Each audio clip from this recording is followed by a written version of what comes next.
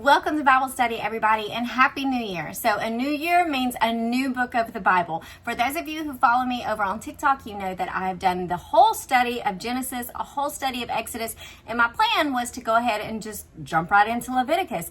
But I decided to do the Bible recap. If you've heard of it, it's by Tara Lee Cobble, and it takes you through the whole Bible in a year. And I've never done that before. So I thought, let's let 2025 be the year that I read the whole Bible.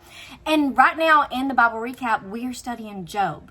And I just felt God really leading me to share Job with the people. So I'm going to be sharing it right here on YouTube and also over on TikTok. So if you're on TikTok and want like a quicker recap, go check me out over there.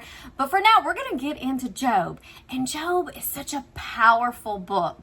It teaches us so much in this short little book. Well, it's not short. It's 40 chapters. But it teaches us all about God's sovereignty and that He has full power and control over everything. Nothing takes Him by surprise.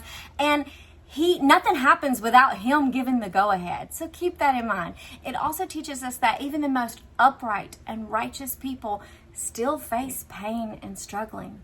It teaches us how to be a better, compassionate wife. It teaches us how to be compassionate friends when we see our friends going through struggles. And most importantly, above all, it teaches the importance of trusting and following God through the biggest struggles of our life. So let's go ahead and jump right into it and read verse 1 of chapter 1. It says, "In the land of Uz, there lived a man whose name was Job. This man was blameless and upright. He feared God and shunned evil." So we know from the very beginning of this book that this was a good man who loved God. And he tried his best to live a righteous life. We go on to see in verse 2 that he has 7 sons and 3 daughters. So a whole bunch of children. Keep that in mind. And then we go on in verse 3 to see just how good and rich this man was. It says he had 7,000 sheep, 3,000 camels, 500 yoke of oxen and 500 donkeys, and a large number of servants. Y'all, this man was so prosperous. He had everything he could want, and you can imagine that he was most likely the envy of all his neighbors. So keep that in mind as we go throughout the book. We also see in the next part that he loved his children so much, and he had such a deep concern for their spiritual welfare that he actually burnt offerings in their name. So it says in verse 5, when a period of feasting had run its course, because his children liked to party, it says Job would make arrangements for them to be purified. Early in the morning, he would sacrifice a burnt offering for each of them, thinking, perhaps my children have sinned and cursed God in their hearts. This was Job's regular custom. So on a regular basis, Job was looking to God, worshiping God, and doing things on behalf of his children to help them spiritually. And what can we do as parents? Now, we don't do burnt offerings anymore. We have Jesus, so we don't have to do that anymore, but we can still fight for our children and their spiritual livelihood. So what can we do? We can pray. We can pray to Jesus. We can pray that He forgive them, that He guide them, and most importantly, above all else, we can pray that they would have a desire in their heart to chase after Him and to follow Him. I don't ever want my kids to follow Jesus because I do. I want them to follow Jesus because they have that desire within their heart. So I pray that God would lead them in that. And also, obviously, we show them Jesus in all our ways. I have a whole video on that on TikTok if you want to go check it out. But there are so many ways where we can show them Jesus to help them in their spiritual walk. So now that we've set the stage of who Job is, let's see what happens to him. Let's look at verse 6 and 7. It says, one day the angels came to present themselves before the Lord, and Satan also came with them. So the angels along with Satan, remember Satan was an angel with the Lord, but now he has fallen because he decided to rebel against the Lord. He wanted to be just as powerful as God was. Let's continue on. The Lord looks at him and says, where have you come from? And Satan answered the Lord, saying, from roaming throughout the earth, going back and forth on it. Now, why was he roaming the earth? Why was he going back and forth? Let's look at 1 Peter 5, 8, and 9. Be alert and of sober mind. Your enemy, the devil, prowls around like a roaring lion looking for someone to devour. Resist him, standing firm in the faith, because you know that the family of believers throughout the world is undergoing the same kind of sufferings. Now, those two verses tell us so much. One, we know that the enemy, Satan, the devil, is roaming around. He's looking to tempt someone, to destroy someone, to hurt someone, to cause pain and suffering to someone. He wants that. That is his desire. So that's number one. You have to be very careful and know that spiritual warfare is a real thing. And if you are following Jesus, you are going to be under that attack. And that's what the next part of the verses say, is that everyone goes through this. So know that you're not alone in that spiritual warfare. Anyone who is a follower and active believer of Jesus will face spiritual warfare from the enemy.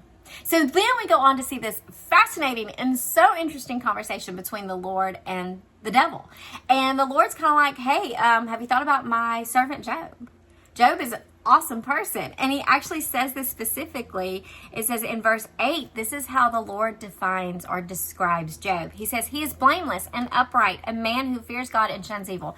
Remember, wasn't that what the first verse told us? But this is the Lord actually saying it to Satan. And I think if we have any goals in life, that's what we want the Lord to be able to say about us. When the Lord looks at Satan, he needs to say like, hey, what about my servant Rachel? She is upright. She fears the Lord and shuns evil. Like, what an amazing thing or amazing way to be described as, right? And so this is what the Lord is saying to Satan. And they go back and forth of, why don't you go? And because he's a good one. Like, Job is mine. And remember that. When you are the Lord's, like, you are his. And the devil can tempt you all he wants, but he can't destroy you. He can't do anything without God's permission. So keep that in mind too. I just said this to my friend the other day, that anything that happens to you can only happen to you by God's permission. Okay, we're going to get to more of that in a little bit. Let's go and see what happens. So now the devil's like, okay, cool, got you. I'm going to go check out Job.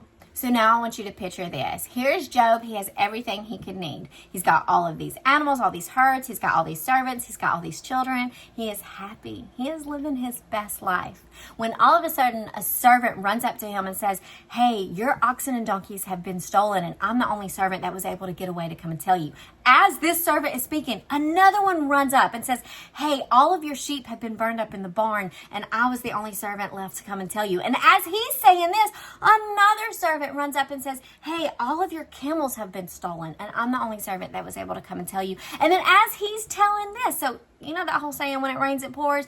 It is raining and it is pouring on Job right now. He is getting bad news from every single aspect of his life. I can imagine he can't even think straight at this moment, okay? I know you've been there. We've all been there in those moments where it just seems like nothing can go right. Everything is falling apart. And that's where Job is finding himself. After hearing all this about his herds, his animals, another servant comes up and tells him that all of his children, and remember we said they like to party, they like to gather, all of his children were in one house, and a big gust of wind came and it collapsed on his children, and every single child died.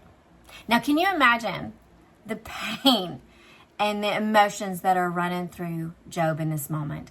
And I want you to think about a time where you've been in that position, and what did you do? I know a lot of people question God, ask why, they get mad at God, they turn away from God, they hide their emotions, or maybe they just release all their emotions without any thought or care of how they're being perceived. Let's look at what Job did. Let's read verses 20 through 22. Well, right now we're just going to read 20 through 21. It says, at this, Job got up and tore his robe. Tearing your clothes was a sign of mourning, a sign of grief in that time, and shaved his head. Then he fell to the ground in worship. And he said, naked I came from my mother's womb, and naked I will depart. The Lord gave, and the Lord has taken away. May the name of the Lord be praised. Wow. So he grieved, he mourned, he had emotions, because it is okay to have emotions. Jesus had emotions. Having emotions is not the problem. It is human nature to grieve and mourn, and that is exactly what Job did. But then what did he do immediately afterwards? He praised and he worshiped. He worshiped and praised through the storm. In the midst of all of this disastrous news, he praised God anyways. And then it goes on to say in verse 22, this is the end of chapter 1. It says, in all this, Job did not sin by charging God with wrongdoing. Again, like I said, the emotion is not the problem. Having emotions, expressing the emotions, that's not the problem. That's positive. It's good to have emotions. It's good to express them. But when we express them in a way that sins against God, that's when we have to take a step back and kind of reflect on how we can do that better. All right, my friends, that is chapter 1. Job is an incredible book. Like I said at the beginning of this, it teaches us so much. So y'all, please stick with me. Come back here for chapter 2. For these first chapters, I'm going to take them one by one, and then we're probably going to start doing multiple chapters in one video, especially when we get to the discussions of the friends. But y'all, as I always say in my TikTok videos, go check me out over there if you haven't already. But Jesus loves you. No matter what, Jesus loves you. He cares for you. And I want you to always take that with you. And remember, no matter what else you learn on this page, no matter what else you hear in your day, today and every day moving forward, I want you to remember that Jesus loves you, and so do we.